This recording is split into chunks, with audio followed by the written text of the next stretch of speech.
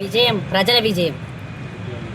ఏవైతే కాంగ్రెస్ గవర్నమెంట్ ప్రజల కోసం ఈ పథకాలు ఏవైతే ఫుల్ ఫ్లెష్గా అంటే వాళ్ళ గడప గడపకు చేర్చి వాళ్ళు అలా చేయడం వల్లనే ఈరోజు వాళ్ళు దీవించి ప్రజాపాలనలో ప్రజలు నిర్ణయించి కాంగ్రెస్ పార్టీని దీవించిండ్రు.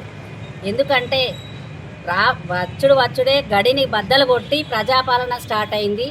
మళ్ళీ అంతేకాకుండా ప్రజల చేత ప్రజల కోసం ప్రజలకై ప్రజలను అందుబాటులో ఉండి ప్రజారాజ్యం కాబట్టి కాంగ్రెస్ గవర్నమెంట్ని ఈరోజు ఆశీర్వదించింది.